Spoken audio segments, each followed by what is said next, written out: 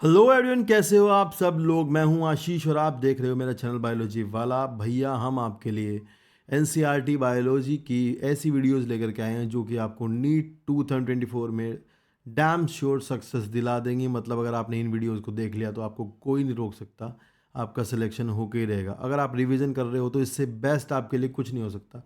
बस आप एक बार स्टार्ट करके देखिएगा और एक बार एक वीडियो पूरी कवर कीजिएगा, उसके बाद आप सारी वीडियोस देखेंगे, मैं गारंटी देता हूँ इस बात की। तो करते हैं आज इतना इंपॉर्टेंट टॉपिक शुरू, जिसका नाम है सेल डिवीज़न। तो भैया सेल डिवीजन को शुरू करते हैं, जो कि काफ़ी काफ़ी काफ़ी इंपॉर्टेंट है। एक बार इससे 4 सवाल आए थे पिछले साल से, पिछले साल लगभग 2021 में 4 सवाल इसी चैप्टर से आए थे।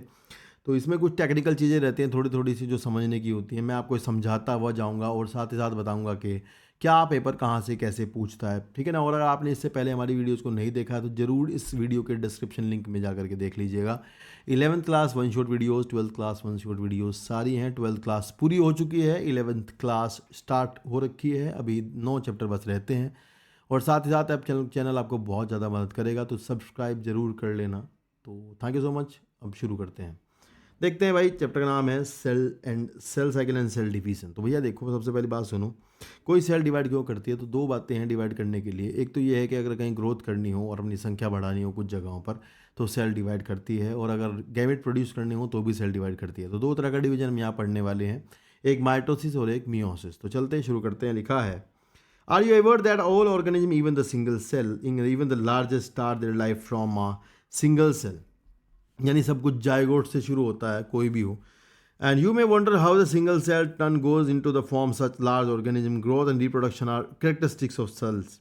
तो ये मार्क कर लेना, growth and reproduction are the characteristic of cells indeed of all living organism. All, ठीक है ना। All cells reproduce by dividing into two with each parental cell giving rise to two daughter cells each time they divide.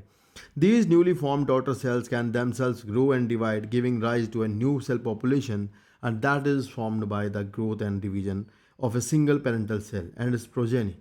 In other words, such cycle of growth and division allow a single cell to form a structure consisting of millions of cells. अब यहाँ से important चीज़ शुरू होती है। मैं आकर के वापस पढ़ूंगा इसको। पहले एक डायग्राम है छोटा सा, उससे 2-3 सवाल आएंगे, बता दूं। ये यार इसको देख लो ध्यान से, यहीं से सवाल बनेगा। अगर भाई मान लो कोई भी सेल डिवीजन करने जा रही है तो सबसे पहले देखो, किसी को भी काटने से पहले खिला पिला कर मोटा करते हैं। जैसे ये छोटी सी सेल है तो ये पहले खाएगी पिएगी और अपना सामान बढ़ा लेगी जो भी इसके अंदर होगा। तो आप समझ लो ये जो अवस्था है डिवीजन से पहले की, जिसमें बकरा खा पी कर मोटा होगा, इसे इंटरफेज कहते हैं। इंटरफेज के टाइम पर सेल क्या करती है, अपने क्रोमोसोम के नंबर को बढ़ाती है, क्रोमोसोम के नंबर को कॉपी करती है, डीएनए को कॉपी करती है, और अपने जो भी चीज़ें सेल डिवीजन में चाहिए होती है उनको सबको बनाती है। उसके बाद सेल जो है डिवीजन करने के लिए जाती है। तो एक्चुअल सेल डिवीजन जो है वो आपका ये एम फेज होता है। इससे पहले का जो आप देख रहे हो G1 है, S है और G2 है, ये तीनों की तीनों आपकी इंटरफेज में काउंट की जाती हैं। यहाँ से यहाँ तक जो ब्लू लाइन है वो इंटरफेज है, उसके बाद आप देखोगे एम फेज है। कोई भी सेल अगर आपकी नॉर्मली सेल डिवीजन स्टार्ट नहीं करती है तो भी वो G1 स्टेज में एंटर करती है। तो G1 स्टेज में एंटर करने के बाद वो ग्रोथ करती है, बहुत सारे इंजाइम्स का फॉर्मेशन करती है, अपनी सेल साइटोप्लाज्म को थोड़ा बढ़ाती है और न्यूक्लियोटाइड्स वगैरह ये सब चीज़ें बनाती है। ट्रांसक्रिप्शन चलता रहता है। साथ ही साथ अब ये सेल जो है यहाँ पर G1 में ही ये चेक किया जाता है कि अगर ये सेल को डिवीजन करना है तो भैया ये एस में आगे जाएगी।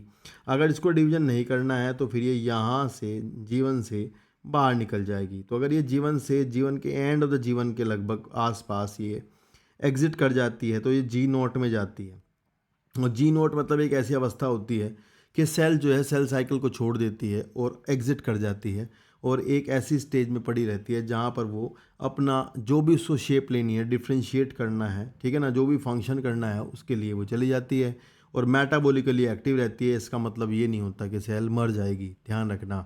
और अगर सेल को डिवाइड करना है तो यहाँ जीवन में उसका डीएनए वगैरह चेक होता है। मतलब यहाँ चेक होगा कि डीएनए सही है, तो डीएनए अगर सही पाया गया मतलब उसके अंदर कोई प्रॉब्लम नहीं हुई। सब कुछ देख दाख करके सेल को जीवन करने के बाद सेल जो है एस फेज में एंट्री कर जाती है, ठीक है ना। इतना ही बस ध्यान रखना है। एस फेज में जाने के बाद मैं बता दूं आपका, सेल के अंदर एक चीज़ होती है सेंट्रोजोम। तो यहाँ ध्यान रखना है, जो सेंट्रोजोम होता है, सेंट्रोजोम या सेंट्रियोल जो है, सेंट्रोजोम का डुप्लीकेशन होता है। डुप्लीकेशन स्टार्ट होता है सेल के साइटोप्लाज्म में, आपका सेंट्रियोल पाया जाता है। ये भी एनिमल सेल की बात हो रही है, प्लांट सेल में सेंट्रियोल नहीं होते। तो सेंट्रियोल का डुप्लीकेशन होगा साइटोप्लाज्म में सेल के। और जबकि एस फेज में न्यूक्लियस के अंदर जो क्रोमोसोम होते हैं, क्रोमोसोम के अंदर जो डीएनए होता है, उस डीएनए की कॉपी यानी कि डीएनए का रेप्लिकेशन भी आपका एस फेज में होता है। ठीक है ना, ये ध्यान रखना। तो सेंट्रियोल का डुप्लीकेशन एनिमल सेल में, और डीएनए का रेप्लिकेशन प्लांट सेल में, एनिमल सेल में, किसी में भी होता है। ठीक है ना, ध्यान रखना आप, ये बात ध्यान रखना कि आपको ये जो सेल साइकिल का प्रोसेस है बैक्टीरिया में नहीं लगाना होता, ये प्रोकैरियोटिक की बात नहीं होती, यूकैरियोटिक सेल की बात हो रही होती है। ठीक है, ऐसी गलती छोटी छोटी ना करना। अब यहाँ डीएनए रेप्लिकेशन करता है सेल, उसके बाद रेप्लिकेट करके G2 में आ जाती है, और G2 में आने के बाद फिर से वो बहुत सारे ट्रांसक्रिप्शन, ट्रांसलेशन, प्रोटीन सिंथेसिस करती है। काफ़ी ज़्यादा साइटोप्लाज्मिक ग्रोथ जो है सेल की यहाँ पर होती है, मतलब साइटोप्लाज्म बढ़ता है, और यहाँ पर ऐसी प्रोटीनों का फॉर्मेशन किया जाता है जो कि आपकी आगे एम फेज में काम आने वाली हैं। जैसे कि स्पिंडल प्रोटीन आप पढ़ोगे, स्पिंडल प्रोटीन का फॉर्मेशन आपका यहीं पे होता है। यही एक सवाल है जो कोई पूछ सकता है, अदरवाइज नहीं पूछेगा कि स्पिंडल प्रोटीन कहाँ बनती है। तो यहाँ तक हो जाती है आपकी इंटरफेस G1, S और G2 में। तो सबसे ज़्यादा जो लगभग अगर ह्यूमन की बात करते हैं तो मेरे ख्याल से मुझे याद है 10 घंटे यहाँ लगते हैं, लगभग 9-10 घंटे, और 9 घंटे इसमें लगते हैं, और फिर 4 घंटे यहाँ लगते हैं, और 1 घंटा जो है वो एम फेज का होता है। ह्यूमन की बात हो रही है, ठीक है, 1 आवर। तो ये सवाल कभी कभी टाइमिंग का कोई कोई पूछ लेगा, क्योंकि किताब में एम फेज का टाइमिंग दिया है, तो बाकी सबका तो ऐसे ही बस याद कर लेना। और आपको मैं बता दूं, जब आपकी सेल यहाँ G2 में आएगी तो उसके साथ क्या होने वाला है, थोड़ा देख लो। देखो यार, ऐसे है, मान लो यहाँ पर जीवन में किसी सेल के अंदर क्रोमोसोम है, ऐसा मैं मेन बात बता रहा हूँ क्योंकि इसी से सवाल आएगा, और आपसे यही नहीं होता। कोई सेल अगर जीवन में है तो उसके पास ये क्रोमोसोम है, मान लो यहाँ पर इस तरह से।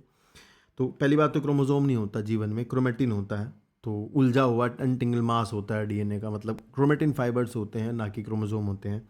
तो यहाँ पर मान लो हम मान लेते हैं इस तरह से, तो क्रोमेटिन ही है, तो वो अपना डीएनए डुप्लीकेट करता है। तो ध्यान रखना, सेल के अंदर जैसे मान लो यहाँ पर 2 क्रोमोसोम का डीएनए है, तो ये आप इंपॉर्टेंट बात ध्यान रखना, जब वो एस फेज करके आ जाएगी तो भी उसके पास 2 ही क्रोमोसोम रहेंगे, क्रोमोसोम की नंबर नहीं बढ़ेगी, परंतु हर एक क्रोमोसोम के अंदर डीएनए की मात्रा बढ़ जाएगी। मतलब एक एक डीएनए अपने 2-2 कॉपी बना लेगा, ये बस ध्यान रखना आप।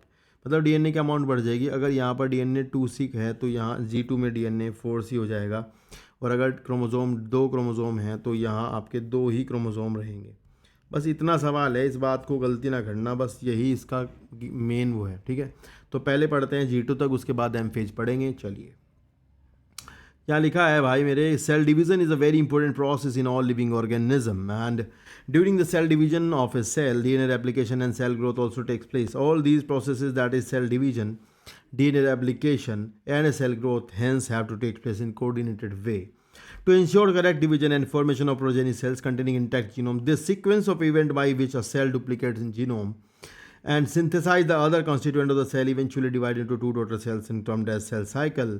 Although the cell growth in terms of cytoplasmic increase is continuous process. तो ध्यान रखना भैया, साइटोप्लाज्म लगातार सेल का डिवीजन के टाइम पर बढ़ता ही रहता है, इस बात को दिमाग में डाल लेना। डीएनए सिंथेसिस अगर होती है वो कहाँ होती है, वो एक स्पेशल स्टेज होती है, जब एस फेज होती है तो उसमें होती है। Replicated chromosome DNA are then distributed to daughter nuclei by a complex series of event during the cell division. These event are themselves undergo genetic control. तो सारा ये नीट में आने वाली लाइन है, सारा कुछ सिस्टम जितना भी होता है वो अंडर जेनेटिक कंट्रोल होता है। मतलब जीन्स जो हैं आपकी वो इस बात को कंट्रोल करती हैं, सारे मैकेनिज़्म को, कब कब किस तरह डिवाइड होगा, क्या चेक होगा, चेक पॉइंट्स होते हैं इसके अंदर। तो किताब आपकी बता नहीं रही है तो हम भी नहीं जिक्र करेंगे। तो फिर लिखा है phase of the cell cycle, यहाँ लिखा है a typical eukaryotic cell as illustrated by a human cell in culture, and these cells divide once in approximately every 24 hours. However, this duration of cell cycle can vary from organism to organism and also from cell type to cell type. Each, from example, can progress तो cell cycle in only about 90 minute. तो ये भी याद करना है data. तो यहाँ से 24 घंटे ह्यूमन के लिए और 90 मिनट ईस्ट के लिए। लिखा है the cell cycle divided 2 part, interphase और M phase. The M phase represent the phase when the actual cell division occur. तो सवाल आएगा कि एक्चुअल सेल डिवीजन कब होता है, तो आपका आंसर होगा एम फेज में। And the interphase represent the phase between the 2 successive M phase. 2 successive M phase के बीच की अवस्था इंटरफेज कहलाती है। It is significant to note that in the 24 hour average duration of cell cycle of human cell division proper last for only about an hour. तो cell division केवल 1 घंटे के लिए होता है। दैट मीन्स इन्होंने एम फेज की timing दी है तो वो केवल 1 घंटे के लिए होगा। The interphase last for more than 95% of the duration of the cell cycle. The M phase start with the nuclear division corresponding to the separation of daughter chromosomes, karyokinesis, तो आपको ध्यान रखना होगा कि एम फेज 2 भागों में होती है। सबसे पहले कैरियोकाइनेसिस होती है, न्यूक्लियस 2 न्यूक्लियस बनते हैं। उसके बाद साइटोकाइनेसिस होती है, मतलब साइटोप्लाज्म का डिवीजन होता है। Interphase, though called the resting phase, is the time during which the cell preparing for the division by undergoing both cell growth and DNA replication. In orderly manner, the interphase is divided into the three parts, that is G1 and the G2 and S. तो भैया देखो, G1 को हम कहते हैं post mitotic. अगर कोई पूछ ले तो बता देना कि G1 जो है वो पोस्ट माइटोटिक है और प्री एस फेज है। एस है जो है पोस्ट G1। इस तरह के सवाल भी आते हैं यार, पोस्ट G1 फेज है ये। और G2 जो है वो आपकी प्री माइटोटिक है, मतलब एम फेज से पहले की फेज। तो ये ध्यान रखना। फिर लिखा है कि G1 phase corresponds to the interval between mitosis and initiation of DNA replication.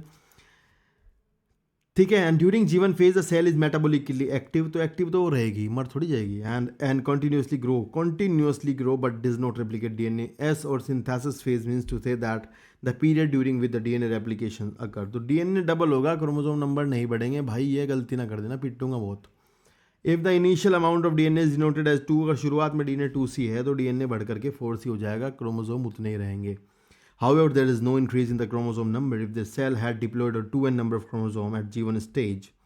अगर सेल जो है वो diploid number 2n number of chromosome रखती है G1 में, even after S phase the number of chromosome remain the same, तो S phase के बाद भी नंबर ऑफ क्रोमोसोम सेम ही रहने वाले हैं। ठीक है भाई। फिर लिखा है in animal cell during the phase. हमने बताया एनिमल सेल में एक चीज़ होती है कि यहाँ सेंट्रियोल का डुप्लीकेशन होता है, उसका काम बताऊंगा आगे चल के। प्लांट सेल में सेंट्रियोल नहीं होते होते हैं, पर यहाँ नहीं होते, काम नहीं आते इस वाले काम में, सेल डिवीजन में। कभी कभी होते भी हैं, ध्यान रखना। In animal cell during the S phase DNA replication begin in the nucleus and the centriole duplicates in the cytoplasm. During the G2 phase proteins are synthesised in preparation for mitosis. G2 में जाएगी, M phase में जो protein चाहिए ना, M phase में चाहिए spindle protein वगैरह, तो उसकी सिंथेसिस यहाँ होती है। ये सवाल है, इसे ध्यान रखना। While cell growth continues. तो उसके बाद यहाँ पर तो कुछ है नहीं इसमें, अगले पेज पर चलते हैं। फोटो आपने देख ली ऊपर वाली। यहाँ पे एक सवाल है, ये थोड़ा सा इसको दिखाता हूँ पहले। देखिए, you have studied in mitosis in onion root tip cell. Onion root tip cell ली इन्होंने, जो कि डिप्लॉयड सेल है। उसके अंदर 16 क्रोमोसोम है। That means 2n = 16 in onion and n = 8 chromosome in each cell. Can you tell how many chromosome will the cell have? G1 में 16 ही होंगे। फिर आपके कह रहे यहाँ पे एस में कितने होंगे? 16 होंगे। एम फेज के बाद भी 16 ही होंगे। Also what will be the DNA content of the cell at G1 में डीएनए कंटेंट होगा 2C। आफ्टर एस हो जाएगा G2 में 4C। ठीक है, 4C। And if the content after M phase is 2C। ठीक है, बिल्कुल सही है। एम फेज के बाद 2C है तो वो 2C रहेगा, समझ गए बस आप, ऐसा ही है। ठीक है। फिर लिखा है कि some of the cell and some cell in the adult animal do not happen exhibit division, example heart cell. तो कुछ सेल्स ऐसी होती हैं जो डिवाइड नहीं करती, समय आने पर कभी कभी कर लेती हैं, पर जैसे न्यूरॉन्स होते हैं उनमें तो सेंट्रियोल ही एब्सेंट होते हैं, तो वो बिल्कुल डिवाइड नहीं करती। ठीक है भाई। जैसे लिखा है exhibit division, example heart cell and many other cell divide only occasionally, पर न्यूरॉन तो करते ही नहीं है। As needed to replace the cell that have been lost because of injury or cell death, these cells that do not divide further exit G1 phase। तो exit पूछा था कब होती है? एंड ऑफ द G1 में होती है। ठीक है। Exit G1 phase two enter the inactive stage, quiescent stage, that is 0 stage. तो G0 में चली जाएगी सेल। G0 में जाने के बाद ध्यान रखना भाई, मर नहीं जाएगी। G0 में जाकर के रिमेन रहेगी, मेटाबॉलिकली एक्टिव रहेगी, but no longer proliferate unless called to do on so. मतलब करने के लिए जब तक नहीं कहा जाए तब तक वो मतलब प्रोलिफरेट नहीं करेगी, बढ़े नहीं, डिवाइड नहीं करेगी। ठीक है। और ऐसा नहीं है कि G0 से सेल वापस G1 में नहीं आ सकती, that can re enter into G1। ठीक है। In animal cell mitotic cell division is only seen in the diploid somatic cells. Animal cell में कह रहे माइटोसिस केवल डिप्लॉयड सोमेटिक सेल्स में होती है, बॉडी सेल्स में होती है। However there few exception to this where haploid cell divide by mitosis. तो जैसे कि बहुत जगह ऐसा भी है कि हैप्लोइड सेल माइटोसिस करती हैं, ऐसा नहीं, बिल्कुल नहीं करती। For example male honey bee drones होते हैं। ड्रोन में गैमेट बनाने के लिए भी क्या होता है? वो हैप्लोइड ही होते हैं, तो गैमेट बनाने के लिए भी क्या होता है? हमेशा माइटोसिस ही होता है। And against this plant can show mitotic division both haploid and diploid cell from your recollection of example of alternation of generation. ये कह रहे जैसे ब्रायोफाइटा हैप्लोइड प्लांट थे, गैमेटोफाइटिक प्लांट थे, तो ब्रायोफाइटा में माइटोसिस से ही गैमेट बनते थे, है ना। और जो आपके टेरिडोफाइटा है वहाँ स्पोर बनाने के लिए मियोसिस होती थी। इस तरह के सवाल बता रहे हैं। तो यहाँ चलते हैं भाई, अपन एम फेज पढ़ेंगे। लिखा है This is the most dramatic period of the cell cycle and even involving a major reorganization of virtually all components of the cell. Since the number of the chromosome in the parent and progeny cell is the same, it is also called the equational division. Though for convenience, mitosis has been divided into 4 stages of nuclear division, that is karyokinesis. And it is very essential to understand that cell division is a progressive process and very clear cut line cannot be drawn between the various stages. ऐसा नहीं है कि भाई यहाँ line इसके बाद ये stage शुरू होगी, इसके बाद ये होगी, इसके बाद ये होगी, ऐसा नहीं है, बस प्रोसेस चल रहा है. उसमें कुछ पॉइंट्स हैं कि यहाँ के बाद मान लो मेटाफेज है, यहाँ के बाद मान लो एनाफेज है, इसके बाद टीलोफेज है. तो इन्होंने कहा कि 4 सब स्टेजेस बांटी गई हैं एमफेज की, जिसमें आप पढ़ोगे सबसे पहले प्रोफेज, मेटाफेज, एनाफेज और टीलोफेज. आप पढ़ने जा रहे हो एमफेज में माइटोसिस सबसे पहले आप पढ़ रहे हो, इसके बाद हम मियोसिस पढ़ेंगे. समझ रहे हो ना? एमफेज मतलब जहाँ मियोसिस तो मियोसिस, जहाँ माइटोसिस तो माइटोसिस. तो सबसे पहले हम पढ़ेंगे माइटोसिस.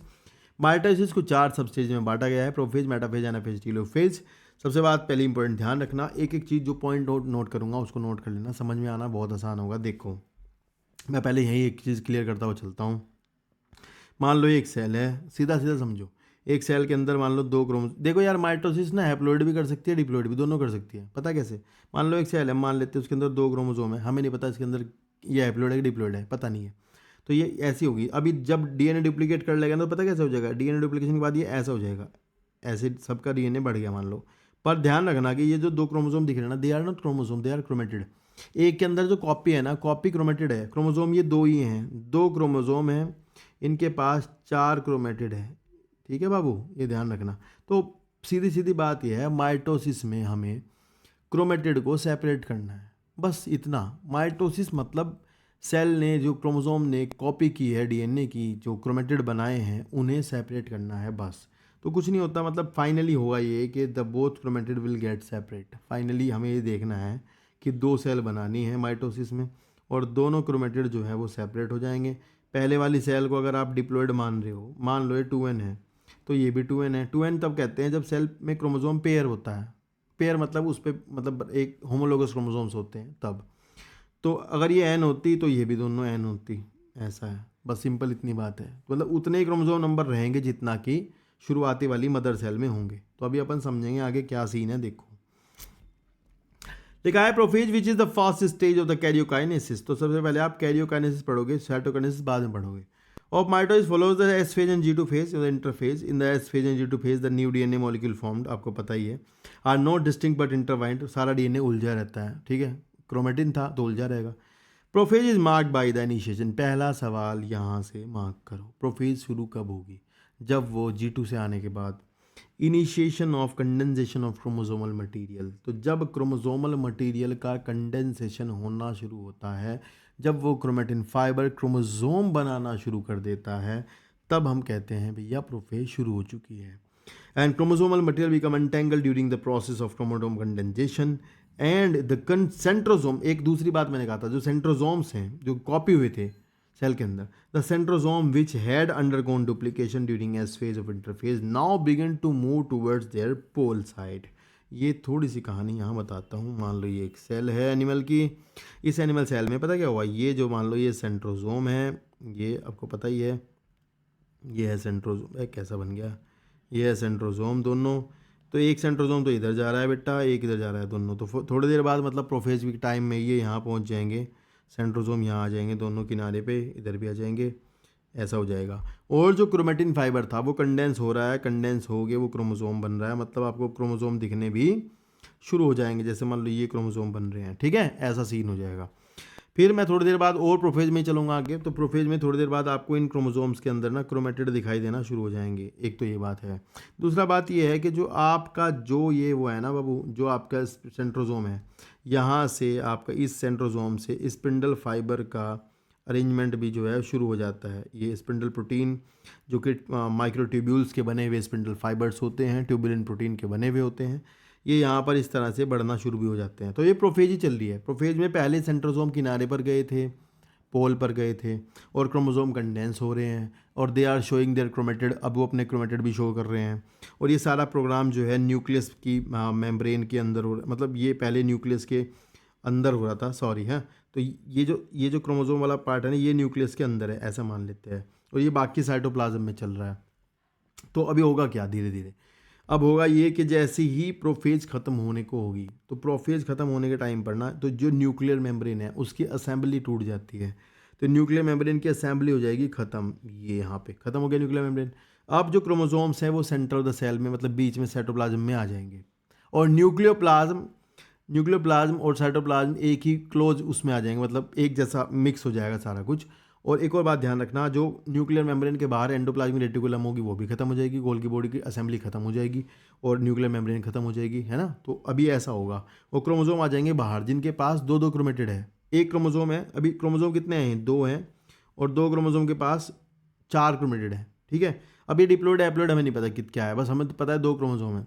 अभी फाइनली ये हो चुके हैं प्रोफेज, और जब ये बाहर आ जाएंगे तो उसके बाद स्टार्ट होगी प्रोमेटाफेज, जिसके बारे में बात नहीं होती, पर फाइनली मेटाफेज आएगी। अभी देखो, पढ़ो पहले क्या लिखा है। तो लिखा है कि the completion of prophase can दस बी मार्क्ड बाय, तो ये पॉइंट दोनों नोट करने हैं।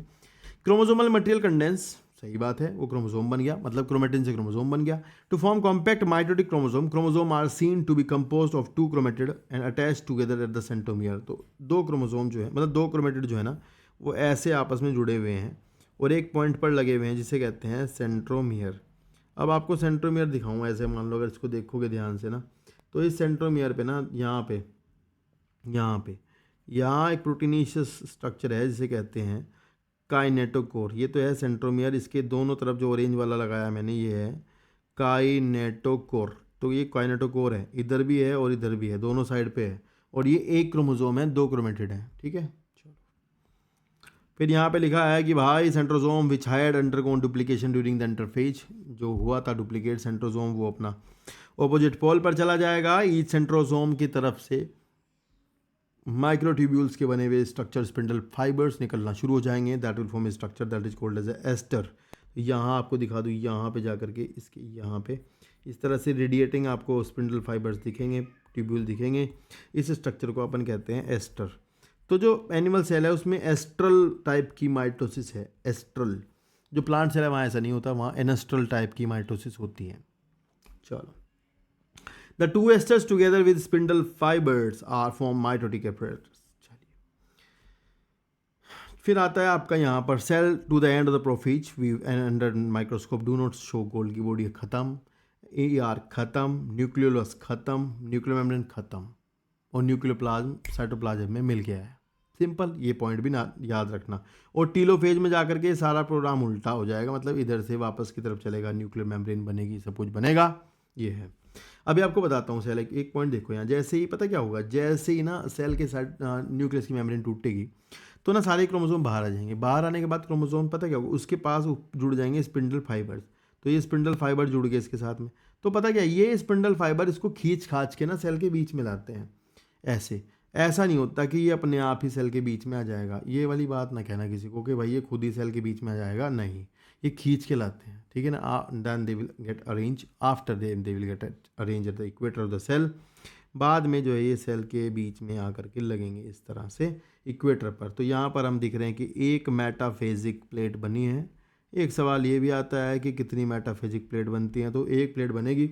और ये है दिख रहा है जो ये स्ट्रक्चर है एस्टर, इससे रेडिएट हो रहे हैं स्पिंडल फाइबर जो कि ट्यूबुलिन प्रोटीन के बने हुए हैं, माइक्रोट्यूब्यूल्स के बने होते हैं। ये इसका प्लस एंड है, ये इसका माइनस एंड है, ये सब तो पूछा नहीं जाएगा। और ये सेल के बीच में लगे हुए हैं आपके कौन, मेटाफेज में लगे हैं कौन, क्रोमोसोम। ध्यान रखना, अब ये वो स्टेज है जहाँ पर आप क्रोमोसोम की नंबर कैरियोटाइपिंग कर सकते हैं। जहाँ पर सवाल आएगा कैरियोटाइप किस स्टेज में बनाते हैं, तो आप बनाओगे मेटाफेज में, जहाँ आप सेल की मॉर्फोलॉजी न्यूक्लियस क्रोमोसोम की मॉर्फोलॉजी को तमीज़ से देख सकते हैं, वो ये स्टेज होती है मेटाफेज की, ठीक है भाई। ध्यान रखना, कैरियोटाइपिंग पूछेंगे, बता देना मेटाफेज। तो अभी लगे हैं सारे बीच में, एक बार मेटाफेज को पढ़ लो फटाक से, क्या लिख के दिया है इन्होंने, बहुत आसान है यार। ये यहाँ लिखा है द कंप्लीट डिसइंटीग्रेशन, ये सवाल है, ये है सवाल कि complete disintegration of the nuclear and nuclear membrane टूट गई है, that will mark the metaphase start, मतलब यहाँ से मेटाफेज स्टार्ट हुई है, ऐसा सीन है। And hence the chromosome are spread through the cytoplasm of the cell. By this stage condensation of the chromosome is complete. ये है सवाल कि भैया यहाँ पर पहुँच करके क्रोमोसोम कंडेंसेशन पूरा हो गया है। Very good. फिर लिखा है कि and they can be observed clearly under the microscope and this, यही सवाल है भाई, ये बहुत बड़ा सवाल है, बहुत बार, बहुत पता नहीं कितनी बार आया है। And this then is the stage of the at which my morphology of chromosome is most easily studied. At this stage, metaphase chromosome is made up of two sister chromatid, एक क्रोमोसोम में 2 chromatid हैं, which are held together by the centromere, small disc shape structure are present on the surface of the centromere called the kinetochore. These structures serve as the site of the attachment of spindle fiber आकर के kinetochore से ही जुड़ेंगे, formed by the spindle fiber and to the chromosome that are moved into the position in the cell. बाद में वो ला करके cell के centre में लाए। पहले ध्यान रखना, पहले स्पिंडल फाइबर जुड़ेंगे, फिर खींच खाच के वो उसे बीच में लगाएंगे। उसके लिए बहुत प्रोटीन्स, कार्गो प्रोटीन्स वगैरह होती हैं, वो मदद करती हैं। यहाँ ऐसा दिया नहीं। And the metaphase is characterized by all the chromosome coming into life, the equator with one chromatid of each chromosome connected by its kinetochore to spindle fiber. तो भैया देखो ऐसा है, यहाँ पे देख लो, मतलब ये कह रहे हैं कि हर एक स्पिंडल फाइबर अपनी तरफ के काइनेटोकोर से लगा हुआ है, मतलब इधर वाला इधर वाले से जुड़ा है, इधर वाले से जुड़ा है, मतलब कोई भी काइनेटोकोर खाली नहीं है। जबकि मियोसिस जब पढ़ाऊँगा वहाँ बताऊँगा, मियोसिस 1 में काइनेटोकोर एक साइड का खाली रहेगा, देखना कैसे फिर आगे कैसे होता है। तो ये समझ गए होंगे, ठीक है। फिर देखो लिखा है क्या, फिर लिखा है hence the metaphase is characterised by all the chromosome coming to lie at the equator with one chromatid of each chromosome connected by its kinetochore to spindle fibre from one pole to its sister chromatid connected by the its kinetochore to spindle fibre of the opposite pole. अरे इतनी बड़ी कहानी लिख दी, कोई tension नहीं है। फिर यहाँ सवाल आएगा ये वाली line, the plane of alignment of the chromosome at the metaphasic plate is refer to as metaphasic plate. तो ये ध्यान रखना, माइटोसिस में ना बेटा एक मेटाफेजिक प्लेट बनती है, और ये बहुत पूछा जाने वाले सवाल है, बहुत ज़्यादा, ठीक है। फिर ये 2 मेन पॉइंट लिखे हैं कि spindle fibre attach to kinetochore of the chromosomes, chromosome are moved at spindle equator and get align to metaphasic plate through the spindle fibre to both pole, ठीक है, कुछ नहीं है ये तो। फिर लिखा है एनाफेज, तो भैया एनाफेज में क्या होगा, देखो फोटो अगले पेज पर है, मैं बता दूं आपको। जो पता क्या है, जो प्लस एंड है ना, ये यहाँ से, यहाँ ही से ना, यहाँ से ये प्लस एंड बता रहा हूँ, ये तो यहाँ से ना शॉर्टनिंग होना शुरू हो जाती है, मतलब जो आपके माइनस एंड है, सॉरी, वहाँ से शॉर्टनिंग होती है, मतलब वहाँ से माइक्रोट्यूब्यूल जो अल्फा ट्यूबुलिन और बीटा ट्यूबुलिन होते हैं, आपको पता हो ना पता हो कोई बात नहीं, वो ऐसे अल्फा ट्यूबुलिन और बीटा ट्यूबुलिन का बना हुआ ये फाइबर होता है, जो प्रोटोफिलामेंट्स होते हैं वो टूटना शुरू हो जाते हैं, डिसइंटीग्रेट होना शुरू हो जाते हैं, उसके लिए बड़ा प्रोसेस है। पर आप ऐसे ध्यान रखना, due to the shortening of the fibre, shortening of the fibre, fibres की शॉर्टनिंग हो रही है, तो फाइबर शॉर्ट होना शुरू हो जाएंगे। और यहाँ एक बहुत मैकेनिज्म है छोटा सा, कि एक एंजाइम होता है, वैसे सुना रहा हूँ, नीट में नहीं आएगा, एक एंजाइम होता है सैपरेज, और वो सैपरेज एंजाइम को कोई प्रोटीन होती है वो पकड़ के रखती है, और फिर वो छोड़ देती है उसे। फाइनली सिग्नलिंग जब होती है एनाफेज की, जब एनाफेज प्रमोटिंग होती है, तो एनाफेज की प्रमोटिंग करने के टाइम पर, एनाफेज प्रमोट होने के टाइम पर क्या होता है, सैपरेज एक एंजाइम होता है, वो आ जाता है, और वो इस क्रोमोसोम का जो सेंट्रोमियर है, यहाँ से सेंट्रोमियर को सेपरेट कर देता है। और जब ये 2 क्रोमेटिड जो हैं, फिर ये अलग अलग हो जाते हैं सैपरेज एंजाइम से, और यहाँ से फिर 2 क्रोमोसोम, जो 2 क्रोमेटिड हैं, अब वो क्रोमेटिड ना कहला करके क्रोमोसोम कहलाना शुरू कर जाएंगे। अगले पेज पर फोटो है, बताता हूँ।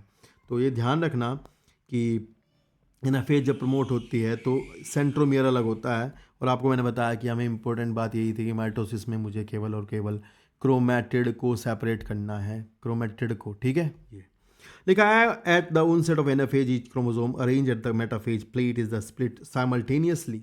सारे क्रोमोसोम जितने भी होंगे, 50 भी होंगे, तो एक साथ हटेंगे। At the 2 daughter chromatid now refer to as chromosome. तो भैया अब क्रोमेटिड नहीं रहा है, अब वो क्रोमोसोम गिनती होगी। अगर शुरू में सेल में 2 क्रोमोसोम थे ना, तो अब वो 4 हो जाएंगे, समझ लेना। एनाफेज में 2 से हो जाएंगे 4। अब बढ़ गई क्रोमोसोम की नंबर। ध्यान रखना, डीएनए कंटेंट नहीं बढ़ा है, वो उतना ही चल रहा है जितना पीछे था। 4C चल रहा है, मान लो शुरू में 2C था, फिर एस फेज हुई तो 4C हो गया, तो अभी वो सेल के अंदर 4C चल रहा है। फिर लिखा है कि the future daughter nuclei begin the migration toward the opposite pole as each chromosome move away from the equatorial plate the centromere of each chromosome remain directed towards the pole hence the leading with edge with the arm the chromosome leading trailing behind, मतलब ऐसे ऐसे छूट रहे हैं, वो दूर दूर जा रहे हैं, ऐसे छूट रहे हैं।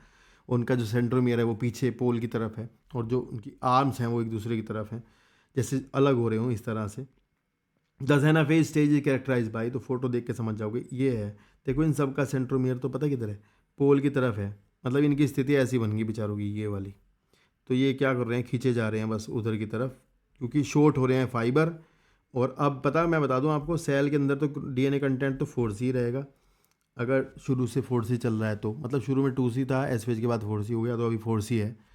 और क्रोमोसोम की नंबर भाई यहाँ देख लो 8 होगी है, अगर शुरू में रही होगी 4 तो अब होगी 8, ये बात ध्यान रखना। अभी तक 8 है इस सेल के अंदर क्रोमोसोम की नंबर, और अभी ये जा रहे हैं पोल की तरफ, इधर की तरफ जा रहे हैं पोल की साइड पे, इधर पोल पे जा रहे हैं। और आपको बता दूं कि यहाँ से एक सवाल आता है कि क्रोमोसोम की ना शेप होती है, जैसे पिछले चैप्टर में बताया था ना, V shape, L shape, J shape, I shape, पिछले चैप्टर में देख लेना सेल वाले में जाकर के लास्ट में, ठीक है ना, वो वाली मेटासेंट्रिक, सब मेटासेंट्रिक, एक्टोसेंट्रिक वाले की। तो ये शेप जो है वो एनाफेज में देखते हैं, ये सवाल है, कोई कोई पूछ लेता है शेप कब देखते हैं, तो एनाफेज में देखते हैं, मार्क कर लेना। और फाइनली फिर ये चले जाएंगे पोल पर, मतलब एनाफेज, लेट एनाफेज होगी, फिर ये किनारे पर पहुंच जाएंगे फाइनली। तो यहाँ लिखा है कि सेंट्रोमेयर स्प्लिट होगा, ये मेन पॉइंट है, सेंट्रोमेयर टूटेगा, सेपरेज एंजाइम से टूटता है, क्रोमेटेड सेपरेट होंगे, क्रोमेटेड जो है वही पोल की तरफ जाएंगे। फिर आएगी आपकी मनचाही स्टेज, दैट इज़ टीलोफेज। उसी से पहले मैं आपको बता दूं कि टीलोफेज के आने से पहले ही देखो एनाफेज अभी चल रही थी, तो उसी टाइम पर ही ना यहाँ पर कॉन्ट्रैक्शन होना शुरू हो गया। देखो बीच में ना ये जो कॉन्ट्रैक्शन हो रहा है यहाँ पर ना, वैसे ही बता रहा हूँ, किताब में दिया नहीं, यहाँ पर एक कॉन्ट्रैक्टाइल रिंग होता है जो कि माइक्रोफिलामेंट का बना होता है। कॉन्ट्रैक्टाइल रिंग, वो माइक्रोफिलामेंट का कॉन्ट्रैक्टाइल रिंग जो है इस सेल के जो सेल है उसको बीच में से मतलब खींच रहा है, अंदर की तरफ को एक फरो बना रहा है, सेंटर की तरफ को एक सेंट्रीपिटल फरो बन रही है, और जिससे कि ये सेल थोड़ी देर में 2 बन जाएंगी, मतलब साइटोप्लाज्मिक डिवीजन स्टार्ट हो चुका है, ऐसा ध्यान रखना। और इधर किनारे पर जो आपका गया था सारा मटेरियल, वो जा कर के वापस से जो क्रोमोसोम्स थे वो डीकंडेंस हो जाएंगे।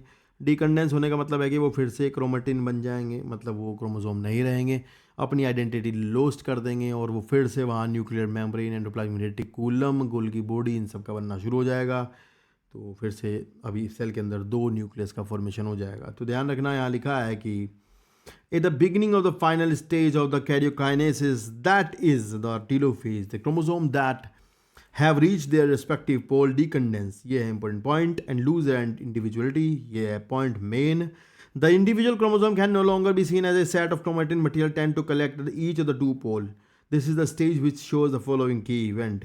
Chromosomes cluster at the opposite spindle pole and their identity is lost in discrete element, मतलब वो फिर से chromatin fiber बन गए हैं। Nuclear envelope develop around the chromosome cluster at each pole forming 2 daughter nuclei. Nucleus Golgi complex, ER reform, ये सब वापस बन जाएगा। ऐसा कहते हैं कि telophase is just reversal of the prophase. तो टीलोफेज प्रोफेज का रिवर्सल जैसा ही होता है, ठीक है ना भाई। अब है साइटोकाइनेसिस, मतलब सेल का साइटोप्लाज्म डिवाइड कैसे होता है। तो मैंने बताया अभी एनिमल सेल में कैसा होता है, आपने देखा माइक्रोफिलामेंट्स होते हैं, वो क्या करते हैं, बीच में कॉन्ट्रैक्टाइल लिंक बनाते हैं और वो खींचते हैं अंदर तरफ को, फिर सेल डिवाइड हो जाती है। ये तो है एनिमल सेल का सीधा साधा, पढ़ो। Mitosis accomplish not only the segregation of duplicated chromosome into daughter nuclei, karyokinesis, but the cell itself divided into 2 daughter cells by the separation of cytoplasm called the cytokinesis. At the end of which cell division gets completed. In animal cell, this is achieved by the, यहाँ से mark करना है, appearance of a furrow in the plasma membrane. The furrow gradually deepens and ultimately meet to the center, dividing the cell cytoplasm into 2. तो सीधा सीधा यही होगा कि सेल की साइटोप्लाज्म 2 भागों में बढ़ जाएगा और ये सेंट्रीपिटल फरो बनती है। ये है एनिमल सेल में। प्लांट सेल में थोड़ा केस थोड़ा उल्टा है, बस जरा सा ड्रॉ कर दूं यहाँ पे, मैं सवाल बता रहा हूँ, बस मार्क कर लेना। प्लांट सेल में बाबू ऐसा होता है, सीधा सीधा याद करो कि भाई प्लांट सेल के अंदर पता क्या होता है, गोल्गी कॉम्प्लेक्स जो होती है ना, गोल्गी बॉडी कुछ वेसिकल्स जो सेल वॉल बनाने वाले सामान लेकर के यहाँ भेजती है, यहाँ पर सेल वॉल वाले सामान लेकर के गोल्गी कॉम्प्लेक्स यहाँ भेजती है। तो वो पता कैसे अरेंज होते हैं, वो बीच से अंदर की तरफ बाहर की तरफ आते हैं, ऐसे अरेंजमेंट होता है इसका। सारे सामान जो भी होता है वो यहाँ पे अरेंज होता है करके। जैसे मिडिल लेवल आपको पता है किस किस चीज़ की बनी होती है, कैल्शियम मैग्नीशियम पैक्टेट वगैरह की बनी होती है, प्रोटीन पैक्टिन वगैरह होते हैं उसके अंदर। तो वो यहाँ पर आकर के जो गोल्गी बॉडी की वेसिकल से वो अरेंज हो जाती है। तो सेल सवाल पूछते हैं कि ये सेल प्लेट है, क्या कहते हैं इसको, सेल प्लेट जो है वो कौन बनाता है, तो आंसर आपको देना है, गोल्गी बॉडी बनाती है, ठीक है। और यहाँ पर सेंट्रीफ्यूगल कंडीशन है, बाहर की तरफ बनती है, अंदर तो नहीं बनती, ठीक है। और भी चीज़ें होती हैं, फ्रैगमोप्लास्ट वगैरह होते हैं, मतलब जो माइक्रोट्यूब्यूल्स वगैरह होते हैं वो भी यहाँ पर अरेंज हो जाते हैं, उसका सिस्टम है अपना अलग। खैर सेल प्लेट बन जाएगी, उसके बाद यहाँ भी 2 सेल का फॉर्मेशन हो जाता है, मिडिल लेमिला बनेगी, प्राइमरी वॉल बनेगी, सेकेंडरी वॉल बनेगी, वो सब चीज़ें होंगी। तो यहाँ लिखा भी है इसके लिए एक लाइन जो कि आपको अच्छे से देखनी है। लिखा है कि the plant cell however are enclose by relatively inextensible cell wall, therefore the undergoes cytokinesis by a different mechanism. In plant cell, wall formation start, यहाँ से मार्क करो, wall formation start in the center of the cell and grows outward to meet the existing lateral walls. The formation of the new cell wall begin with the formation of a simple precursor called the cell plate. सवाल ये NCERT से बाहर है, cell plate कौन बनाता है? गोल की body that represent the middle lamella. भाई ध्यान रखना, बीच से बाहर की तरफ जाती है, ये तो याद ही कर लेना। लिखा है that represent the middle lamella, वो मिडल लैमिला को बनाएगी बाद में between the wall of the two adjacent cell at the time of the cytoplasmic division organelle like mitochondria, chloroplast etcetera they distribute between the cell. तो वो divide तो fusion से करते हैं, पर वो डिस्ट्रीब्यूट हो जाते हैं दोनों सेल्स को। In some organism karyokinesis not followed by cytokinesis. अगर मान लो किसी सेल के अंदर ऐसा हो जाए कि कैरियोकाइनेसिस हो जाए और दो न्यूक्लियस बन जाएं, पर वो साइटोकाइनेसिस नहीं करे, तो सेल हो जाएगी मल्टी न्यूक्लिएटेड। ऐसे केस में हम कहते हैं कि बन गया है, कहाँ गया वो, सिंसेसियम लिखा था, ये देखा, syncytium. Syncytium is the multinucleated condition that is in liquid endosperm in coconut. ठीक है, ये सिंसाइसियम है। और अगर एक चीज़ होता है, वो क्या बोलते हैं उसको, सीनोसाइटिक हाइफा, सीनोसाइट होता है, तो सीनोसाइट भी मल्टीन्यूक्लिएटेड है। तो उसमें क्या होता है, उसमें पता क्या होता है, दो सेल जुड़ती हैं आपस में, फिर वो ऐसे हो जाती हैं, तो वो है सीनोसाइट। ठीक है, तो भाई ये ध्यान रखना, सिंसाइसियम बन जाता है। इंपॉर्टेंट है सवाल, मार्क कर लेना, आएगा। तो यहाँ हो जाती है माइटोसिस खत्म। अभी दी है इसकी इंपॉर्टेंस, 2 लाइन में इसको पढ़ लो। इसकी क्या इंपॉर्टेंस है, लिखा है कि माइटोसिस और द इक्वेशनल डिवीजन। इक्वेशनल कह रहे हैं, पता है क्यों? क्योंकि जितने क्रोमोसोम शुरू से शुरू हुए थे ना, उतने ही बाद में बने। मतलब अगर सेल में शुरू में 2 थे ना, तो नई बनी 2 सेल में भी 2 ही आएंगे। And is usually restricted to the diploid cells only, however in some lower plant and in some social insects like, पता कौन है social insect? Drone of honey bee. And cell also divide by mitosis. It is very essential to understand of the significance of the division in the life of an organism. Are you aware of significance of this division in the life of organism? Are you aware of some example where they have studied about the haplodiploid insects? वो उसी की बात कर रहे हैं। Mitosis usually result in the production of diploid daughter cells with identical genetic complement. The growth of multicellular organism is due to mitosis. Cell growth result in disturbing, ये line mark कर लो फटाफट। Cell growth result in disturbing the ratio between the nucleus and the cytoplasm. That means nucleocytoplasmic ratio. अगर किसी cell का nucleocytoplasmic ratio बढ़ जाता है ना, नोट कर लो, अगर किसी का न्यूक्लियोसाइटोप्लाज्मिक रेशो बढ़ जाता है, लो हो जाता है, सॉरी लो हो जाता है, तो सेल डिवाइड होगी। और अगर सेल छोटी हो जाती है तो उसका बढ़ जाता है। तो जितना ज़्यादा न्यूक्लियोसाइटोप्लाज्मिक रेशो होता है, उतनी ही सेल मेटाबॉलिकली एक्टिव होती है, एक्सचेंज ज़्यादा करती है, सरफेस एरिया ज़्यादा होता है। अगर सेल बड़ी हो जाती है तो उसको अब डिवाइड करना पड़ेगा, दैट मीन्स उसका न्यूक्लियोसाइटोप्लाज्मिक रेशो कम हो गया है। ठीक है ना, ध्यान रखना। एंड लिखा है in therefore become essential for the cell to divide and restore the nucleocytoplasmic ratio. बाबू लिखा है रीस्टोर द न्यूक्लियोसाइटोप्लाज्मिक रेशो। भाई रीस्टोर पता क्या होता है, पहले अगर बढ़ मतलब अगर सेल बड़ी होगी तो उसका कम हो गया, तो सेल चाहती है कि ना मेरा ज़्यादा कर दो भाई मेरा, तो ना, तो वो ज़्यादा होने के लिए रीस्टोर हो जाता है डिवाइड करके। A very significant contribution of mitosis cell repair. The cell of the upper layer of the epidermis, cell of the lining of the gut and blood cell are being constantly replaced. Mitotic division in the meristematic tissue, the apical and the lateral cambium result in continuous growth of the plant throughout their life. ठीक है ना भाई, तो यहाँ हो जाता है important topic खत्म, दैट इज माइटोसिस। करते हैं इंपॉर्टेंट टॉपिक एक और शुरू, तो है मियोसिस। भाई मियोसिस अगर नहीं सीख पाए होंगे तो यहाँ से पढ़ लेना, ज़रूर पढ़ लेना। अगर ध्यान से पढ़ोगे तो आपका काम बन गया, बस गारंटी इस बात की। तो ध्यान से पढ़ना, हो जाएगा। मैं सवाल ही बताऊंगा, पेपर में आएंगे क्या, कैसे पूछते हैं, तो उस बात का ध्यान रखना। बाकी एक बात ध्यान से सुन लो, जब आप सेल मियोसिस करने जा रही है ना, तो चाहे वो मियोसिस करे चाहे माइटोसिस करे, भाई वो G1 कर चुकी है, S कर चुकी है, G2 कर चुकी है, मतलब उसके अंदर DNA डुप्लीकेट हो चुका है। अगर एनिमल सेल है तो सेंट्रियोल भी डुप्लीकेट हो चुके हैं, ये सब काम वो कर चुकी है। ठीक है ना, चलो लिखा है Meiosis, the production of the offspring by sexual reproduction, includes the fusion of two gametes, each with a complete haploid set of chromosome. तो भैया एक गैमेट के पास haploid set of chromosome होता है, and gametes are formed from a specialized diploid cell. This specialized kind of cell division that reduce the chromosome number by half result in the production of haploid diploid daughter cells. तो भाई पता ही है आपको, अगर एक पहली बात तो सुन लो, मियोसिस कभी ना हैप्लॉइड सेल में नहीं होती, मियोसिस हमें डिप्लॉइड सेल में होगी, हमेशा मियोसिस डिप्लॉइड सेल में होगी। This kind of division is called the meiosis, इसे कहते हैं meiosis. Meiosis ensure the production of haploid phase in the life cycle of sexually reproducting organism, where is fertilization restore the diploid phase. Fertilization क्या करता है, वो वापस से diploid phase को रिस्टोर करता है। एन एनिमल के 2 एन हो जाएंगे फिर से। We come across meiosis during gametogenesis in plants and animals. This lead to the formation of haploid diploid gametes. The key feature of meiosis are as follows. भाई meiosis में क्या होगा, meiosis involve 2 sequential cycle. मैं बता दूं पहले, फिर पढ़ाऊंगा। पहले मैं बताता हूँ मेन बात क्या है। मेन बात कुछ नहीं है, ये एक सेल है, आप इसको समझ गए ना तो आपका क्लियर रहेगा कॉन्सेप्ट। भाई राम कहाँ गया, ये लेते हैं अच्छा सा पिंक। भाई ये है आपका कौन, ये एक न्यूक्लियस है, इसके अंदर है क्रोमोसोम पेयर, मान लो ये 2 पेयर बनाते हो लोग, एक पेयर ये है और एक ये है, ठीक है। अभी इस सेल के अंदर आपको समझ गए होंगे, ये मान लो वो करके आ चुकी है एस फेज और G2 कर चुकी है, तो G2 करेगी तो पता क्या होगा, ऐसी स्थिति है, आप ऐसे समझने के लिए समझो, ऐसी स्थिति तो है ना इसके पास, मतलब क्रोमोसोम्स हैं, उनके पास क्रोमेटिड है, भाई सिंपल दिख भी रहा है कि क्रोमोसोम्स है और उनके पास क्या है, अपने अपने क्रोमेटिड है दोनों के पास, मान लो इसके पास भी इसके क्रोमेटिड है ये, तो आप समझो।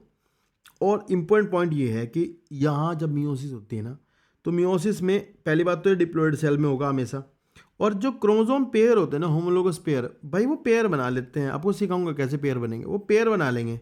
तो आपको ये समझना है कि जब आपकी मियोसिस 1 हो जाएगी ना, मियोसिस 1 के बाद 2 सेल बनेंगी ऐसे, और 2 सेल बनने के बाद मियोसिस 1 में दोनों सेल कहलाएंगे हैप्लॉइड सेल, और पहली बार पता क्या होगा मियोसिस 1 में, पेयर अलग हो जाता है, मतलब जो पेयर ऑफ क्रोमोसोम है ना वो अलग हो जाएगा। देखो ये दोनों, देखो अगर मान लो 2n था कंडीशन और कितने क्रोमोसोम है 4, मतलब 2 पेयर हैं, तो अभी यहाँ पे देखोगे तो ये एक पेयर रह गया, अगले वाले में एक पेयर, सॉरी एक पेयर कह रहा हूँ, पेयर नहीं बना, एक एक क्रोमोसोम है, एक तो ये वाला क्रोमोसोम है और एक ये वाला क्रोमोसोम है, अलग अलग हैं, इनका जेनेटिक कॉन्स्टिट्यूशन दोनों का अलग है, तो पेयर तो बनाएंगे नहीं है, ये दोनों अलग अलग हैं, तो भैया ये कंडीशन होगी हैप्लॉइड कंडीशन, ठीक है। लेकिन अभी भी आप देख सकते हो कि जब मियोसिस 1 हो चुकी है, उसके बाद जो आपके पास क्रोमोसोम्स दिखाई दे रहे हैं, इनके अंदर ना क्रोमेटिड अभी भी बचे हुए हैं, तो एक बार और ना में मियोसिस 2 करनी पड़ती है। मियोसिस 2 करने का मतलब सीधा सीधा यही है, जैसे माइटोसिस पढ़ी है वैसा, भाई ये क्रोमेटिड सेपरेट करने हैं, बस वैसे ही जैसे क्रोमेटिड अभी पीछे सेपरेट करना है। देखो आपको ध्यान रखना है, मियोसिस 1 में तो होते हैं होमोलोगस क्रोमोसोम सेपरेट, मतलब मियोसिस 1 में तो होमोलोगस क्रोमोसोम सेपरेट होंगे, और मियोसिस 2 में होंगे क्रोमेटिड सेपरेट्स, तो मियोसिस 2 के बाद 2 सेल और बनेंगी, तो उसमें पता क्या होगा, जाएगी तो कंडीशन तो यही, मतलब होगा तो ऐसा ही, लेकिन बाबू पता क्या होगा, बस ये जो क्रोमेटिड है ना ये सेपरेट कर जाएंगे। तो ये है, अब आप यहाँ से कुछ सवालों को नोट कर लो जो पेपर में आते हैं, जो आपसे होते नहीं। मान लो यहाँ क्रोमोसोम नंबर 2n था, ठीक है भाई, मान लो यहाँ पर क्रोमोसोम नंबर 2n था, तो इसके साथ मैं लिख रहा डीएनए कंटेंट है भाई 4C मान लो, चलो ठीक है भाई। फिर आपका ही मियोसिस 1 होगी, सेल होगी हैप्लॉइड और डीएनए कंटेंट हो गया 2C, भाई यहाँ भी 2C हो गया, यहाँ भी 2C हो गया। फिर ये सेल होगी दोबारा से हैप्लॉइड, क्योंकि देखो पेयर तो यहाँ बनानी है, आपको पता है माइटोसिस जैसे होती है वैसी होती है, तो माइटोसिस में क्या हुआ था, क्रोमोसोम नंबर सेम रहे थे, तो वो तो सेम ही रहे, पर यहाँ पर डीएनए कंटेंट आधा हो गया, 2C से हो गया C। तो ये है सवाल, अगर आपने ये 2 मिनट की चीज़ समझ ली ना, तो कोई ताकत नहीं आपका सवाल रोक देगी, पेपर में आएगा ये आएगा, इसे समझ लो बस, ठीक है ना। तो ये इंपॉर्टेंट है, और ये सेल जो आपको शुरू में बनाया था ना न्यूक्लियस मैन ने, ये G2 के बाद की बात है बस, ठीक है, किसके बाद है, G2 के बाद। अब पढ़ते हैं, अब यहाँ लिखा है कि भाई कहाँ गया, सॉरी यहाँ पॉइंट लिखे तो पॉइंट पढ़ते हैं पहले। लिखा है meiosis involves the 2 sequential cycle of nuclear and cell division called the meiosis 1 and meiosis 2, but only a single cycle of DNA replication. And meiosis 1 is initiated after the parental chromosomes have replicated to produce identical sister chromatid at the switch. And meiosis involve pairing of, ये है यार important ना, meiosis में pairing होती है homologous chromosome की, भाई जैसे पहले वाला पहले से, जैसे आपके अंदर 23 पेयर है ना, तो 23 पेयर मतलब सब अपने दोस्त के साथ जुड़ गए, मतलब पहला पहले के साथ, दूसरा दूसरे के साथ, मतलब एक मैटरनल और पैटर्नल वाला जो आपका सेट है ना, वे दोनों ने आपस में पेयरिंग कर ली, ये मेन बात है। And combination between the non sister, एक ये होगा कि जो नॉन सिस्टर क्रोमेटिड होते हैं उनके बीच में आपस में exchange of the genetic material होगा, वो आपको समझाऊंगा कैसे होता है। एंड ऑफ होमोलोगस क्रोमोसोम, ये दोनों पॉइंट याद रखना, ये मियोसिस में होते हैं और वो भी 1 में, 1 का काम है ये। फिर लिखा है 4 haploid cell are formed at the end of the meiosis 2. Meiotic division can be event in group under the following phases. तो आपको पता ही है, प्रोफेज 1 प्रोफेज 2 मेटाफेज 2 एनाफेज 2 और टेलोफेज 2। ध्यान रखना बाबू, मियोसिस 1 के बाद मियोसिस 2 होनी ज़रूरी इसलिए है क्योंकि क्रोमेटिड अभी भी हैं, उनको सेपरेट करना बहुत ज़्यादा ज़रूरी होगा। समझ आई ना बात? तो चलिए करते हैं शुरू important topic, that is meiosis 1। और भाई आप दिमाग में फिर से बैठा लो, मियोसिस 1 करने वाली जा रही सेल हमेशा डिप्लॉयड होगी, और साथ ही साथ उसने अपना डीएनए कॉपी कर रखा है, सेंट्रियोल भी कॉपी कर रखे हैं, अगर वो एनिमल सेल है तो, प्लांट सेल है तो नहीं कर रखे हैं, ठीक है ना। चलो लिखा है मियोसिस 1, लिखा है कि मियोसिस 1 में prophase is the first meiotic division, is typically longer and more complex when compared to prophase of the mitosis, and it has been further subdivide into the following 5 phases based on the chromosomal behaviour. तो भैया ये सब याद रख लेना, chromosomal behaviour के आधार पर 5 सब स्टेज बनाई गई हैं प्रोफेज 1 की, leptotene, zygotene, pachytene, diplotene, diakinesis. याद होना चाहिए लाइन से, सबसे पहले तो यही पता हो। उसके बाद है during leptotene stage the chromosome become gradually visible under the light microscope. भाई देखो मेरी बात सुनो, तो पता ही आपको प्रोफेज के वो 2 कैरेक्टर याद कर लो, चाहे किसी की भी प्रोफेज हो। एक तो सेंट्रियोल करेंगे मूव पोल की तरफ, और एक क्रोमोसोम बनेंगे, मतलब क्रोमेटिन कंडेंस हो क्या बनाएगा, क्रोमोसोम। ये ध्यान कर लो। During the leptotene stage the chromosome become gradually visible under light microscope, दिख रहे होते हैं। The compaction of chromosome continue. भाई ये लाइन तो भैया भयंकर लेवल है भाई। कॉम्पैक्ट होते रहेंगे क्रोमोसोम, कंडेंस होते रहेंगे, कंडेंसन प्रोटीन वोटीन करती रहेंगे काम अपना, वो कई फोल्ड हो जाते हैं, 7 फोल्ड हो जाते हैं, तब जाके बनते हैं chromosome. This is followed by the second stage the prophase that is zygotene. उसके बाद जाइगोटीन आएगी। इसमें कुछ बातें हैं जो एनसीईआरटी से बाहर है, मैं बता नहीं रहा हूँ, बस इतना बताऊंगा जितना यहाँ पे है।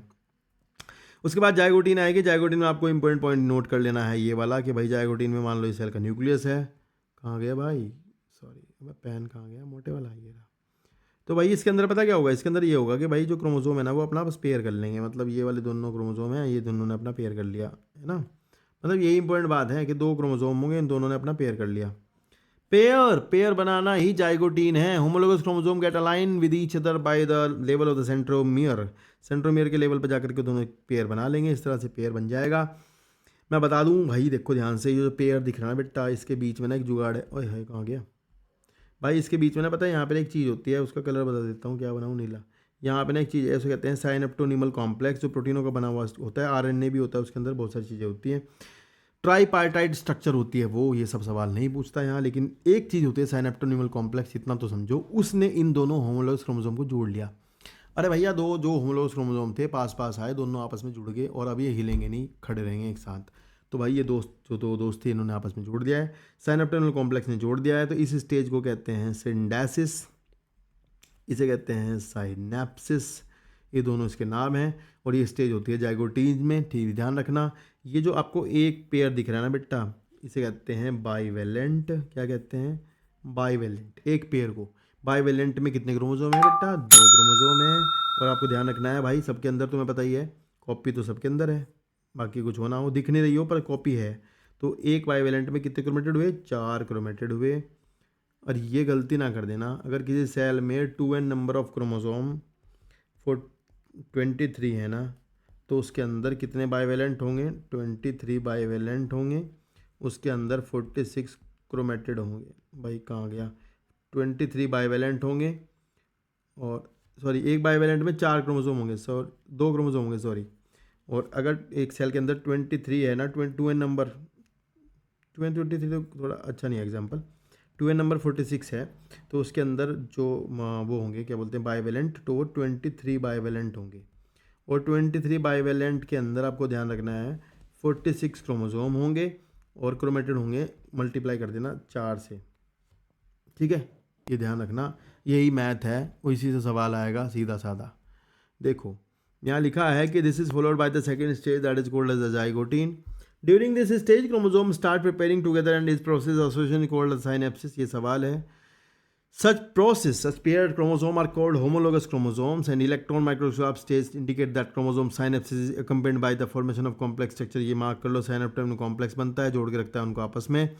The complex formed between a pair of synapse homologous chromosomes called bivalent कहते हैं उसे, और एक टेट्राड कहते हैं क्योंकि उसमें 4 क्रोमेटेड पाए जाते हैं। However, these are more clearly visible in the next stage. तो नेक्स्ट स्टेज में मतलब पैकेटिन में और अच्छा दिखाई देगा। The first 2 stage of prophase 1 are relatively short lived, and सबसे बड़ी स्टेज पैकेटिन होगी इसकी सब स्टेज में। पैकेटिन में क्या होगा ये थोड़ा देख लो, वैसे तो भैया अलग लेवल तो अलग ही है मतलब समझाने का, लेकिन इतना तो जान लो कि जैसे मान लो ये आपका एक पेयर है, मान लो ये आपका एक पेयर है, तो पता क्या होगा, इसमें थोड़ा कलर बदल के दिखाता हूँ, कहाँ गया ये रहा। मान लो आपका पेयर, ये एक पेयर क्रोमोसोम है, तो पैकेटिन में पता क्या होगा, साफ साफ तो क्रोमेटेड दिखने लग जाएंगे। और पता क्या होगा, जो नॉन सिस्टर क्रोमेटेड, देखो जो दोनों लाल वाले हैं ना, ये तो है सिस्टर क्रोमेटेड, और जो पर्पल और लाल है ये है नॉन सिस्टर क्रोमेटेड।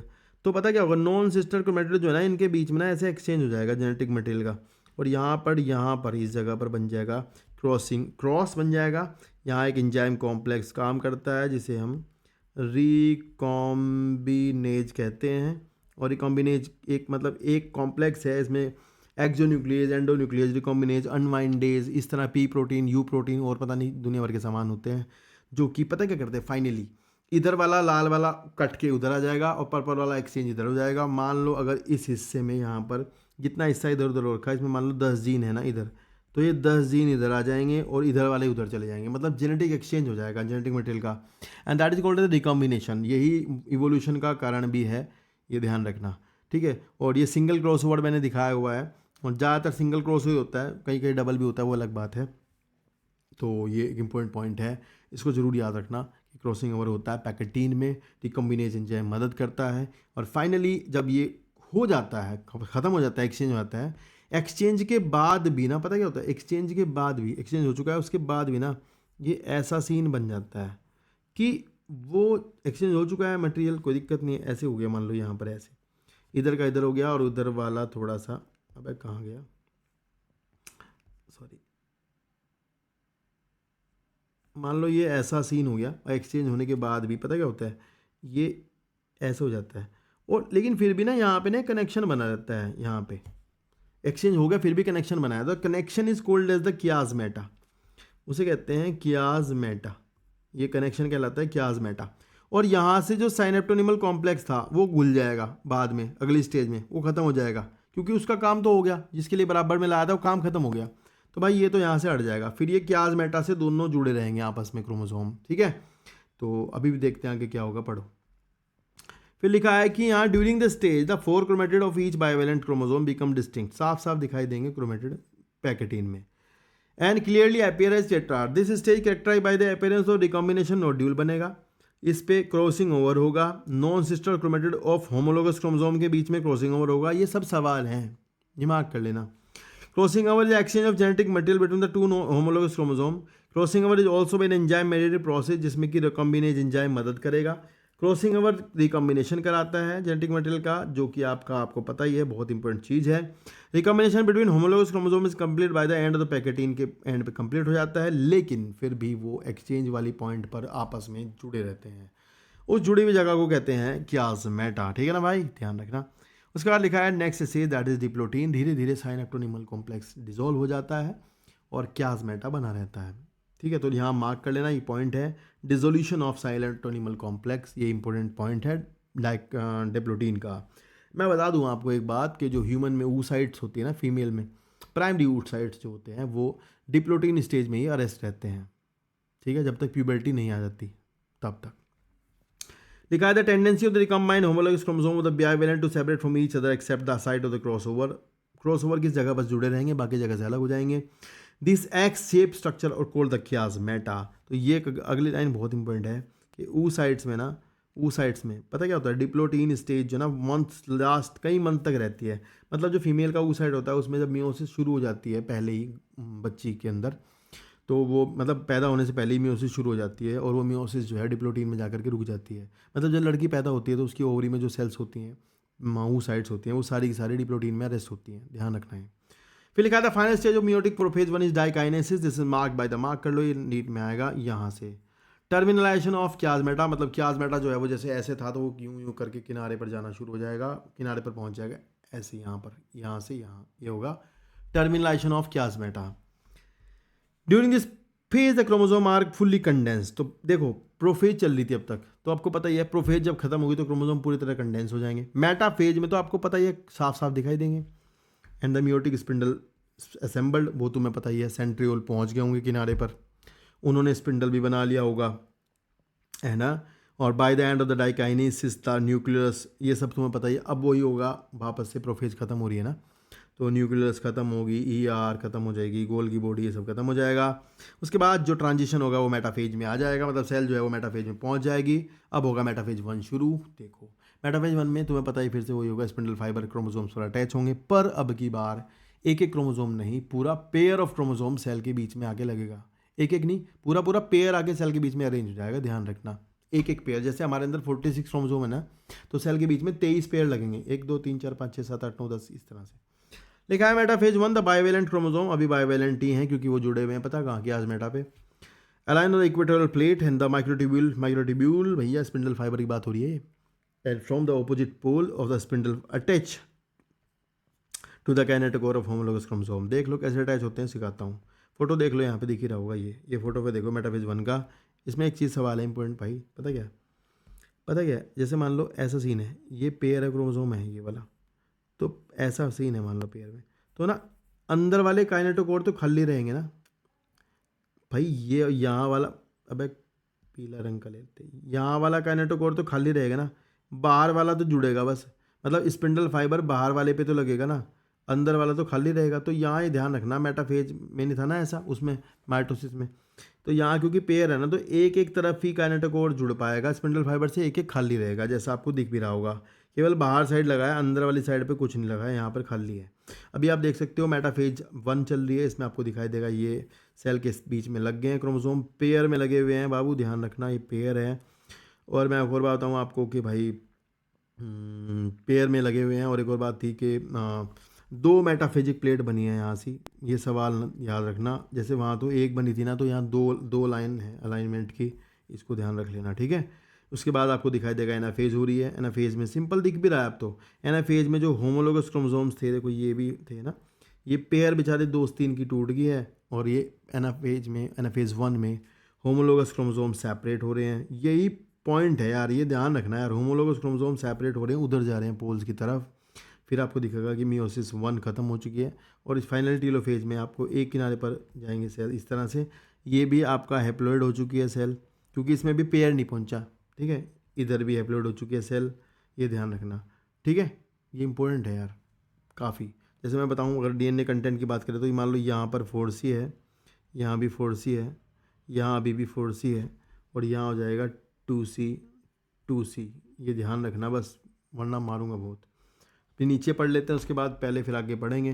देखो आपको दिख रहा होगा टीलोफेज में जाकर के क्या हुआ, सेपरेट हो गए हैं होमोलोगस पेयर ऑफ क्रोमोसोम्स, और फाइनली 2 सेल बन गई हैं, और दोनों सेल हैप्लॉइड होंगी, एन होंगी। क्यों होंगी एन? क्योंकि तुम्हें पता है शुरुआत में सेल मान लो 2n थी, अबे क्या हो गया, शुरुआत में 2n थी और अभी n हो गई है, क्योंकि पेयर सेपरेट हो गया है बेचारा, तो 2n से n हो जाएगी। तो यहाँ लिखा हुआ है ना फेज 1, मेन बात बस ये लिखी हुई है ना फेज 1 में कि द होमोलोगस क्रोमोसोम, यहाँ लिखा है कि द होमोलोगस क्रोमोसोम सेपरेट, बस यही मार्क कर लेना, जबकि हर एक क्रोमोसोम के पास उसके क्रोमेटिड लगे हुए होंगे। टीलोफेज में क्या होगा कि the nuclear membrane and nucleolus reappear. Telophase तो तुम्हें पता है वही होता है, फिर से टीलोफेज में फिर से वही होगा, न्यूक्लियोलस वापस आ जाएगी, साइटोकाइनेसिस वापस आ जाएगी, and follows, and this is called the dyad of cell. तो बाद में उसे बोलेंगे डायड ऑफ सेल्स बोलेंगे, ठीक है। तो ध्यान रखना, although in many cases chromosome do not undergo some dispersion. तो ये कह रहे कभी कभी ऐसा होता है कि जो क्रोमोसोम्स होते हैं ना, वो क्रोमेटिन नहीं बनाते, क्रोमोसोम क्रोमेटिन ना बना करके सीधा कूद जाते हैं मेटाफेज 2 में। ये थोड़ा इंपॉर्टेंट बात है, ध्यान रखना यार, मतलब क्रोमेटिन ना बना के सीधा कूद जाएंगे कहाँ, मेटाफेज 2 में। ये भयंकर थोड़ी बात है, इसको ध्यान रखना। Although in many cases the chromosome do not undergo some dispersion and they do not reach the extremely extended stage of interphase, मतलब वो क्रोमेटिन नहीं बनाएंगे। और ये जो दोनों मियोसिस 1 और मियोसिस 2 के बीच की स्टेज है, इसे कहते हैं इंटरकाइनेसिस। ये ध्यान रखना, इसे कहते हैं इंटरकाइनेसिस। ये इंपॉर्टेंट है भाई बहुत ज़्यादा। इंटरकाइनेसिस में ध्यान रखना, दोबारा से ना डीएनए कॉपी ना कर देना, दोबारा से एस फेज नहीं चलेगी। अभी भी जो सेल आपके पास बन के आई है ना, उनका क्रोमेटिड ही कॉपी हो रखा है, उनका क्रोमेटिड बस सेपरेट करना है। मतलब जैसे आपने पढ़ा था ना mitosis, same to same mitosis. बस ये ध्यान रखना, इससे पहले जो इंटरकाइनेसिस स्टेज होगी ना, मियोसिस 1 मियोसिस 2 के बीच में स्टेज होगी, उसमें पता क्या होता है, उसमें वो नहीं होता, वापस से एस फेज ना कर देना, डीएनए कॉपी ना कर देना, वरना बहुत गलत होगा। ध्यान रखना यार ये बात।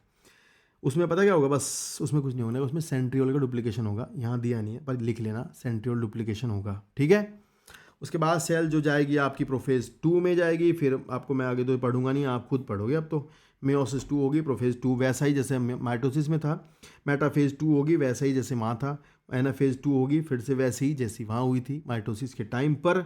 इसमें वही होगा, मतलब जो क्रोमेटिड होंगे वो सेपरेट कर जाएंगे, फाइनली 4 सेल बन जाएंगी।